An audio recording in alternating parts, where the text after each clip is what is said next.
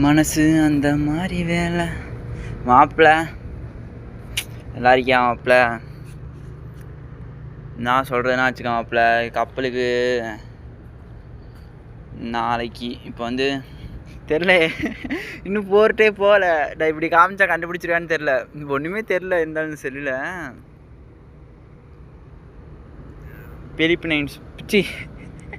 Philippines போதுடா மாப்பிள்ள கப்பல். அங்கே வந்து கப்பலுக்கு வந்து அதாவது வெட்டிங்கு, அதாவது கப்பலை வந்து இன்ஸ்பெக்ஷன் ஃபுல்லாக, கப்பல் ஃபுல்லாக இன்ஸ்பெக்ஷன், இன்ஜின் ரூமுக்கு எல்லாத்துக்குமே அதை செஞ்சுட்டு அதில் நம்ம பாஸ் ஆனால் தான் நமக்கு கார்கோ நல்லா கிடைக்கும்.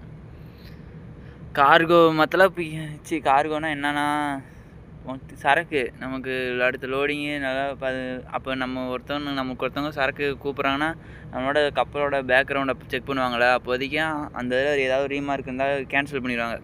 அதில் எதுவும் ரீமார்க் இல்லாமல் கப்பல் நல்லா இது செஞ்சு நல்லா இருக்கணும். அதனால் நாளைக்கு வெட்டிங்கு. இன்றைக்கி ஞாயிற்றுக்கிழமை, நேற்று சனிக்கிழமை. எங்கள் கப்பல் எப்படின்னா சனிக்கிழமை ஆஃப் டே, ஞாயிற்றுக்கிழமை ஃபுல் டே லீவு. கப்பலில் இந்த ஆஃபீஸர்ஸ் இருக்காங்களே, 3rd officer, 2nd officer, chief officer, அவங்களாம் வெட்டிங்கனால வேலை ஓவர் தான். அவங்களாம் சில விஷயம் மறந்துட்டாங்கனால தூங்கிட்டு இருக்கும்போதெல்லாம் ஃபோன் பண்ணி அதை எடுத்துருவான்னு பம்பிக்கு ஃபோன் அடித்தா அவர் எனக்கு ஃபோன் அடிச்சிடறாரு. ஏன் அதை போய் எடுத்து வந்துடுவது தம்பி அப்படின்ற மாதிரி சொல்லிடுறாரு. நம்மளும் எங்கே லீவு மாதிரியே போடாமப்பில்